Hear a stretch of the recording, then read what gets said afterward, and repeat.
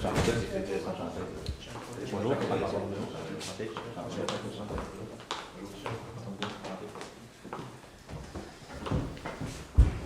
à tous, merci d'assister à cette présentation de finances de marché. Alors d'abord, j'aimerais vous expliquer que vous êtes bien la lettre H. Très important de fermer s'il vous plaît vos appareils électroniques, donc téléphone, pour ne pas déranger notre équipe. Alors bienvenue à l'Omnium financier 2016. Je vous rappelle que vous avez un maximum de 20 minutes de présentation, suivi d'une période de questions de 5 minutes. Donc je ferai les temps restants avec des cartons indicateurs donc à 5 minutes. 10 minutes, excusez-moi, 5 minutes, 2 minutes, 30 secondes, et finalement, les 10 secondes sera faites sur mes mains. Je partirai le chronomètre lorsque vous commencerez, et évidemment, vous pouvez débuter le pitch quand vous voulez. Ouais, c'est ça, je me demande. Ouais, bon matin, messieurs, mesdames. Un grand investisseur a déjà dit ne jamais se fier sur une seule source de revenus. Donc, dans le cas échéant, ici, avec M. Normando, on a vu que tout au long de sa carrière, il a réussi à contribuer à son patrimoine. Néanmoins, comment faire en sorte que ce revenu-là, supplémentaire, soit fructifié et de manière aussi efficiente, sinon plus, que la compagnie actuelle? C'est ça qu'on a été mandaté et qu'on va démontrer dans les prochaines secondes. Donc, pour tout d'abord élaborer avec le mandat qui était fait en 3 étapes. Première étape, créer une politique de placement pour M. Normando et pour Mme Lévesque. M. Normando étant le propriétaire de l'entreprise Équipement agricole Normando. Deuxième aspect de la présentation, qui était donc le deuxième mandat, on va discuter ici de l'allocation actuelle du portefeuille et comment est-ce qu'on pourrait l'améliorer. Puis finalement, pour le mandat 2 également, choisir un gestionnaire et le troisième mandat qui est de regarder les différents aspects de risque que comporte l'entreprise pour aller gérer ceux-ci. Donc, Équipement agricole Normando, c'est quoi? C'est une entreprise qui a été créée au 19e siècle. Actuellement, une très bonne croissance envisagée. C'est détenu à 75% par M. Normando. Par contre, celui-ci pensait donner la relève éventuellement à son fils Marc. Puis, c'est une entreprise qui œuvre autant dans le secteur des machines agricoles que des équipements de déneigement. Donc ici, on parle de tout ce qui est la machinerie. Des clients qui sont autant au Canada, aux États-Unis, en Russie, et on envisage peut-être les pays scandinaves, donc ce sera à considérer également dans la présentation. Donc, tel que commencer un peu, au niveau de la présentation, on va d'abord parler du mandat, la problématique. Par contre, on ne fera pas d'analyse interne et externe, mandat 1, 2 et 3, on a séparé le mandat 2 donc, entre structure de portefeuille et choix du gestionnaire. Puis, on va continuer avec la gestion de risque et finalement conclure. Donc, au niveau du mandat 1, avant de courir, il faut apprendre à marcher. C'est la première étape. Même principe en gestion de portefeuille. Il faut savoir qu'est-ce qu'on va faire, donc la politique de placement, qui s'en vient dans quelques instants.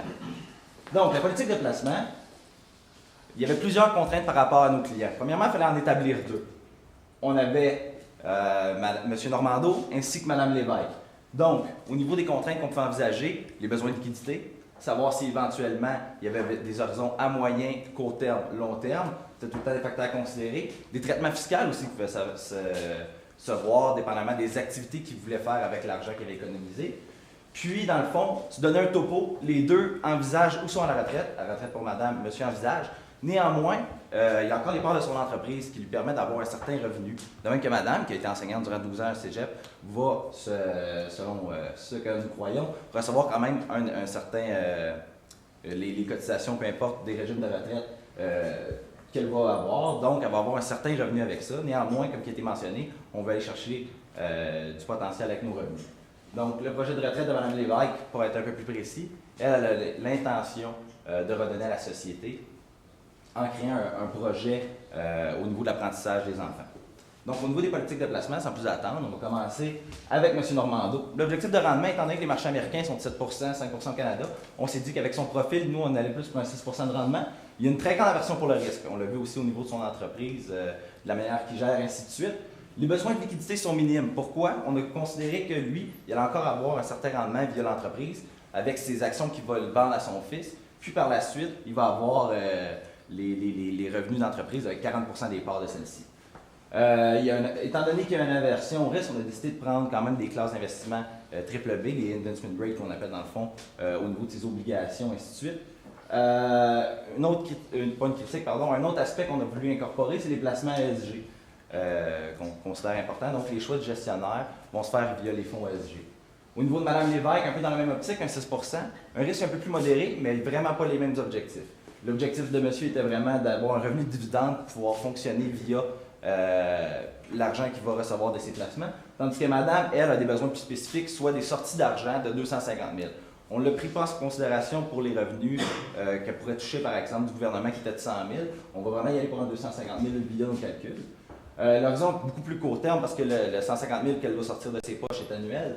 Les actifs, donc, il faut qu'elle soit liquide. On ne parle pas d'un short squeeze dans le jargon, pour pas qu'elle soit prise entre deux feux dans un marché baissier ou quoi que ce soit. Puis, encore une fois, on préconise des placements ESG pour celle-ci. Encore une fois, l'allocation maximum 20% par secteur. Puis, au niveau des traitements fiscaux, on a pensé que ça pourrait peut-être être une bonne idée d'ouvrir une fondation au lieu d'y mettre directement dans le même compte de placement afin de sauver de l'impôt aux fins des revenus. Donc, au niveau du mandat 2, maintenant qu'on sait un peu où est-ce qu'on s'en va, on va vraiment rentrer dans la chair du sujet, soit la structure du portefeuille. En ce moment, l'allocation, comme vous pouvez voir, c'est 47% d'actions ordinaires. On a séparé on a incorporé, tout ce qui est américaine, international, et ainsi de suite. 25% d'obligations, 15% en liquidité, 8% en actions privilégiées et 5% en alternatives. Donc, si on rentre à l'interne, on peut voir que les pondérations sont principalement américaines, et à 53%, 37% pour le Canada. Donc, on s'est posé la question, qu'est-ce qu'on peut vraiment faire avec ça pour aller tirer notre épingle du jeu, puis donner une valeur ajoutée via nos services. Donc, on s'est posé la question, premièrement, par rapport à ce qu'on s'était dit préalablement, soit la politique de placement, qu'est-ce qu'on fait? On s'est donné 3 options. Premièrement, au niveau de la structure, on va faire un 50-50 obligations ainsi qu'actions. Est-ce qu'on va y aller un peu plus agressif via les actions ou un peu plus agressif via les obligations? Selon qu'est-ce qu'on est venu à la conclusion, on s'est dit que ça allait être plus avantageux étant donné les marchés obligataires qui sont très bas présentement. On s'est dit qu'on y allait un peu plus avec les actions, mais néanmoins, au niveau des choix de titres, on va être beaucoup plus conservateur. On va y aller avec, comme on dit, des blue chips, des valeurs sûres pour qu'il y ait moins de volatilité. Donc, au niveau des actions ordinaires, on pensait mettre une pondération de 45.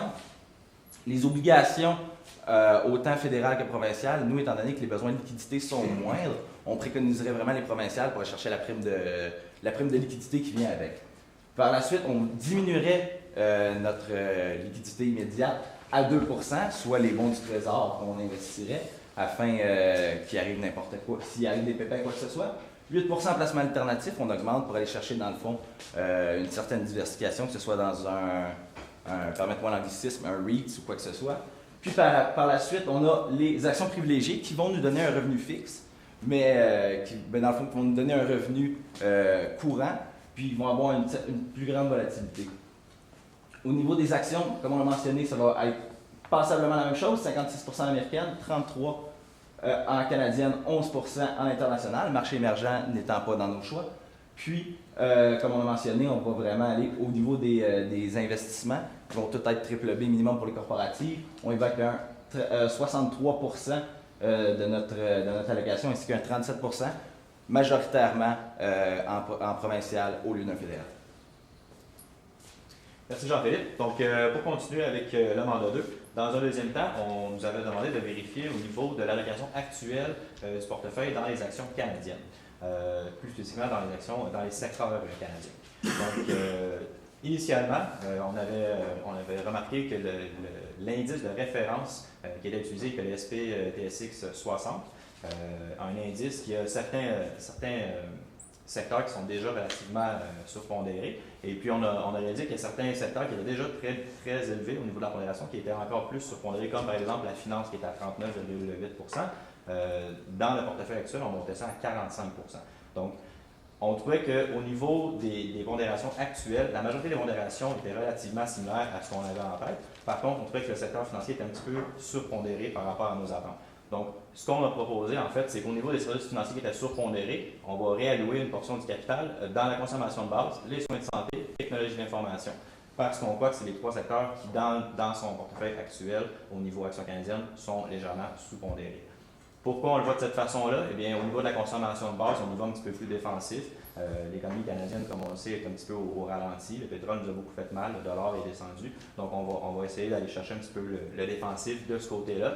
Et puis, au niveau de l'information technologie et puis de la santé, bon, bien là, on y va plus pour les opportunités à long terme qui peuvent être éventuellement plus rentables. Donc, on n'a pas fait des gros changements, comme on vous dit, parce qu'on était relativement confortable avec l'indice de base.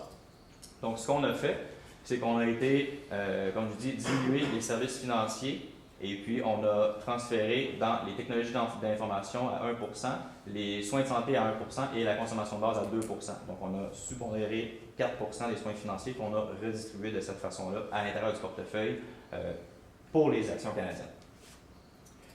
Dans un deuxième temps, on nous a demandé de vérifier au niveau de la disponibilité et la performance des 4 gestionnaires qui avaient été considérés. Donc, ce qu'on a fait, c'est qu'on a fait une analyse en plusieurs temps. Donc, dans un premier temps, c'est qu'on a été vérifié au niveau de la valeur ajoutée de chacun des gestionnaires. Donc, on a vérifié en décomposant par secteur le poids du portefeuille versus le poids de l'indice, puis le rendement du portefeuille versus le rendement de l'indice. Donc, en le faisant de cette façon-là, on est capable d'aller chercher 2 informations. On peut aller chercher premièrement la plus-value que le gestionnaire a apportée au niveau de son allocation sur ses actifs. Puis, dans un deuxième temps, on peut aller chercher qu'est-ce qu'il a apporté, en fait, au niveau de, si on veut, le stock picking, donc la sélection des titres. Là. Donc, il y a 2 aspects ici à tenir en compte. Donc, on présente ici tout simplement le calcul pour un des gestionnaires. On a fait le même calcul pour les 4 gestionnaires. Puis, la conclusion à laquelle on est arrivé avec cette première analyse-là ici, c'est qu'on voit ici par gestionnaire, donc gestionnaire 1, 2, 3 et 4 en bas. Donc, on est parti du rendement de référence. Donc, gestionnaire numéro 1, on a obtenu au niveau de la répartition de l'actif une plus-value de 2,17 %. Par contre, une moins-value de 1,10 % au niveau des titres. Donc, au final, on finit avec un rendement de 1,58 %, ce qui est quand même une amélioration par rapport à l'indice de référence qui est de 2,65 %. On a fait le même exercice pour le gestionnaire 2, 3 et 4. Donc, on peut voir le gestionnaire 2 ici au niveau de la répartition de l'actif. Il y a une augmentation de 1 %, donc une plus-value de 1 %. Puis au niveau de la sélection des titres, une baisse, mais moins élevée que le gestionnaire 1. Donc, on finit avec 1,59 % négatif versus 2,65 %. Même principe, gestionnaire 3 et 4.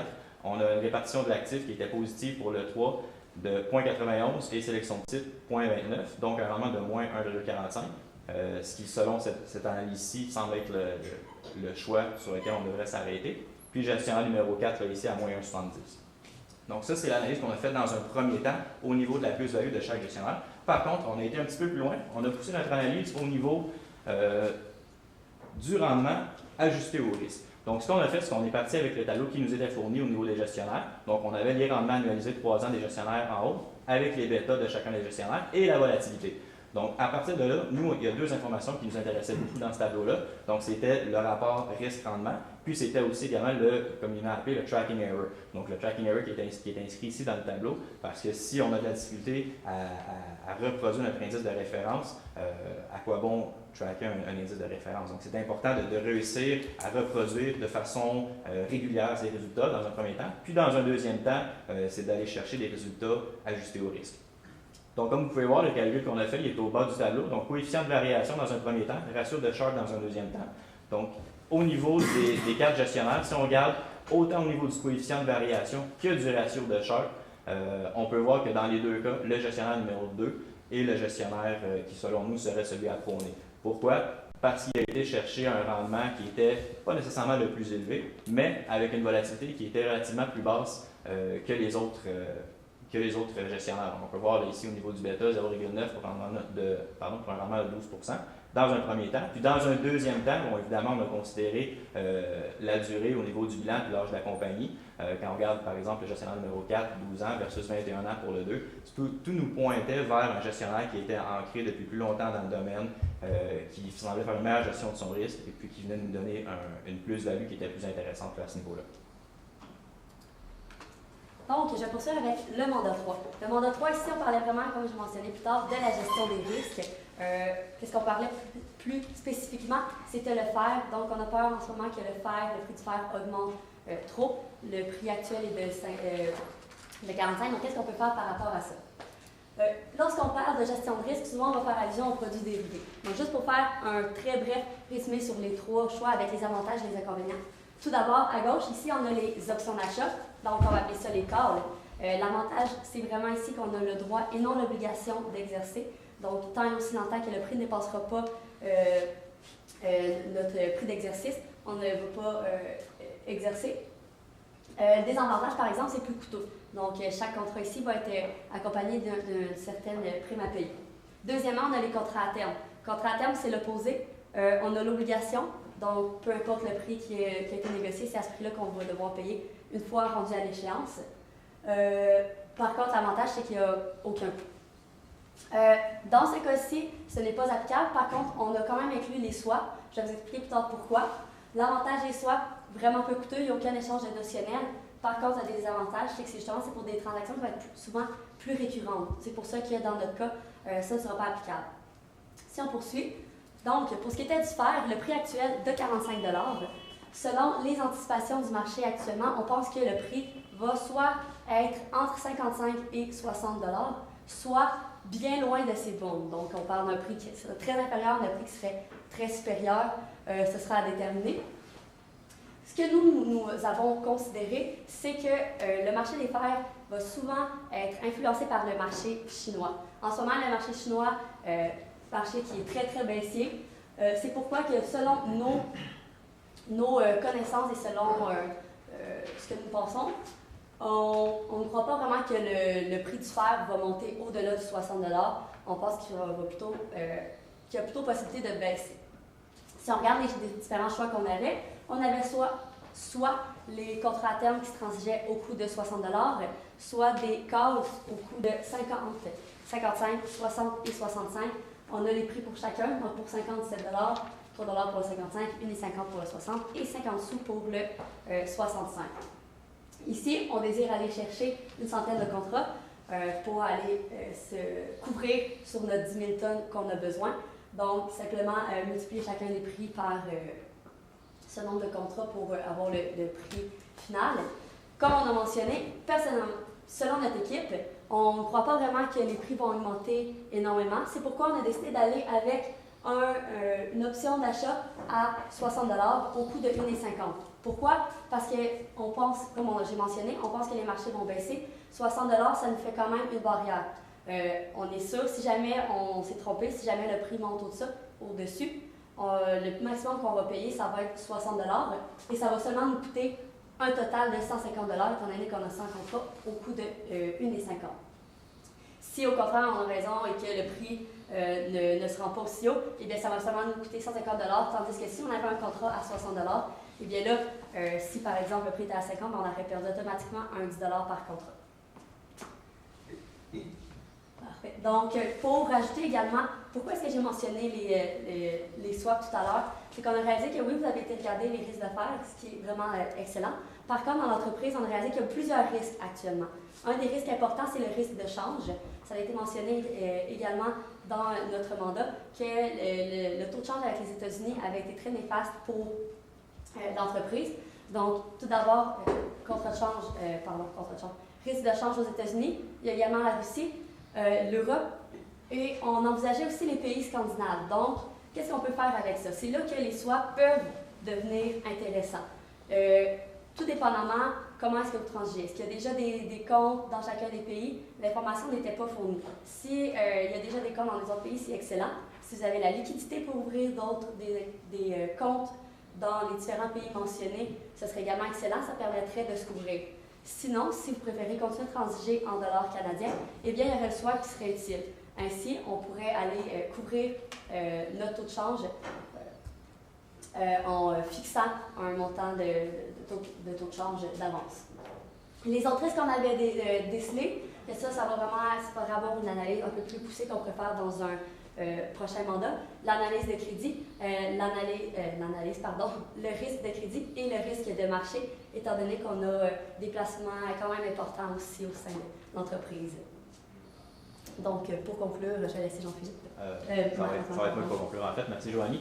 Donc, pour conclure, en 3 temps, donc selon les 3 mandats qui nous ont été accordés. Donc, premièrement, au niveau de la politique de placement, on croit que les objectifs de la politique étaient sincères et puis on y a été vraiment en ligne avec les attentes de M. Normando et de Mme Lévesque. Pour ce qui est du deuxième mandat, au niveau de l'optimisation de l'allocation du portefeuille, bon, comme on vous a expliqué, on a réalloué un petit peu les actifs au niveau du portefeuille total. Donc, on a été un petit peu plus du côté des actions à ce niveau-là. On a fait une réallocation de certains secteurs à l'intérieur de l'indice canadien afin d'aller optimiser le rendement selon les prévisions qu'on voit pour les mois et les années à venir. Et puis, le choix du gestionnaire de portefeuille, comme on vous a expliqué, selon le rendement ajouté à notre portefeuille. On a mis une petite note ici, choix du gestionnaire du portefeuille qui applique les PRI, donc les Principles of Responsible Investment. Ce qu'on cherche à faire ici, c'est en fait dire oui, on serait prêt à accorder au gestionnaire numéro 2 une portion d'un portefeuille, bien évidemment sous condition que ce soit un gestionnaire qui est en ligne avec les PRI, là, donc qui transige selon le ESG, donc environnement, social et gouvernemental. Et puis, dans un troisième temps, au niveau de la gestion du risque, comme Joanie l'a mentionné, donc on y a avec l'option d'un call à 60 $ au coût de 1,50 $ par contrat, ce qui est peu cher à payer, une assurance de 150 $ sur 396 000 $ de fer à 39,60 la tonne, c'est très respectable. Et puis, on a été avec l'évaluation des différents risques de l'entreprise pour terminer. Merci pour votre temps. Merci beaucoup, Philippe, Joanie, Marc-Antoine. Donc, vous avez bien compris la liquidité, le concept global. Les bons travail. Je vais laisser les collègues débuter. Oui, au niveau du secteur industriel, vous n'avez pas fait de modifications. Vous avez fait plusieurs modifications au niveau de la sectorisation des investissements, mais vous n'avez rien mentionné par rapport au secteur industriel. Pourquoi? Vous les êtes dans le portefeuille Dans le portefeuille canadien. Puisqu'il y a un investissement très important privé en entreprise dans le secteur industriel. C'est qu'en fait, évidemment, l'entreprise est déjà très exposée à ce secteur-là. Par contre, au niveau de l'indice, on ne pensait pas que c'était nécessairement une bonne idée de sous-pondérer parce que si on se surpondère avec une seule entreprise, ben à ce moment-là, on tombe avec un risque de concentration. Donc, on a jugé pertinent de garder quelque chose qui était en lien avec l'indice. Au niveau de l'horizon de placement de la fondation de Mme Lévesque, vous disiez que c'est un horizon à court terme. Est-ce que vous pourriez juste... Oui, dans le fond, c'est au niveau des besoins de financement. Étant donné que c'est de manière récurrente, on a pensé pas y aller via les déplacements à long terme afin qu'effectivement, si exemple la subvention n'arrive plus, elle ait un short squeeze, qu'elle soit prise dans les marchés. Donc vraiment, on voulait y aller de manière répétitive, puis ainsi de suite. Après ça, vous avez recommandé une position au niveau des produits dérivés pour 10 000 tonnes de fer. Mais en fait, c'est le besoin est pour 10 000 tonnes d'acier. Je ne sais pas si vous y aviez remarqué la différence dans le cas. Je vais être honnête, on a vu faire, mais on a peut-être regardé un peu trop rapidement. Mais je pense que je ne sais pas si... Effectivement, oui, on a vérifié pour la On avait 2 lettres sur 3. Moi, j'avais une question. Mais vous avez bien couvert le cas.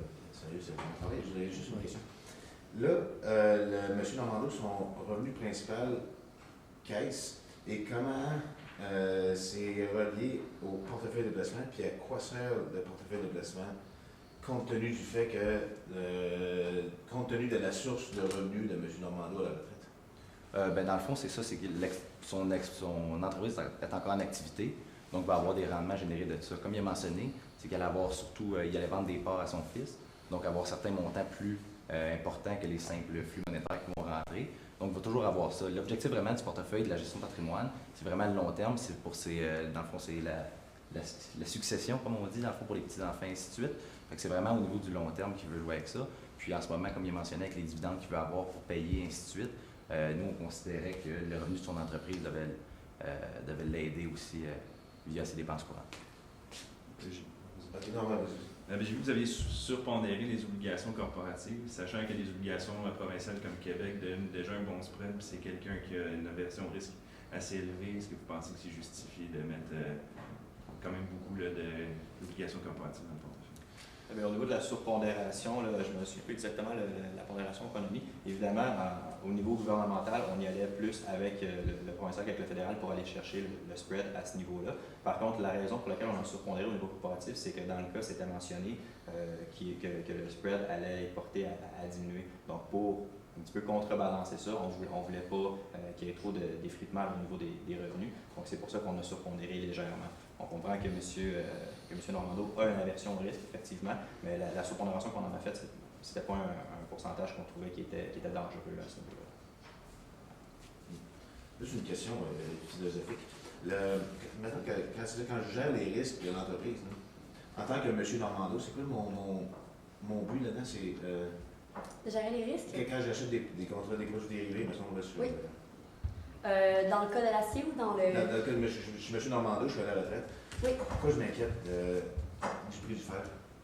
C'est vraiment pour l'entreprise, donc ce n'est vraiment pas. Le troisième mandat, on n'est pas allé selon l'actionnaire, on est vraiment allé selon l'entreprise si on veut une perpétuité à long terme, donc qu'il y ait une croissance optimale comme ce qu'il désire. Donc, étant donné que, bien qu'il désire quitter l'entreprise, il pense prendre la croissance, aller explorer des nouveaux pays. On pense que la gestion des risques, c'est vraiment primordial. Si ce n'est pas fait, pour avoir de graves répercussions, étant donné que le marché, on ne connaît jamais ces fluctuations dans le temps. Si je peux me permettre aussi, s'il perd ses revenus d'entreprise, qui doivent être son premier revenu, mais ça va l'impacter directement aussi pour ses dépenses courantes, ainsi de suite. C'est sûr qu'il faut qu'il prenne en considération les revenus de son entreprise. La question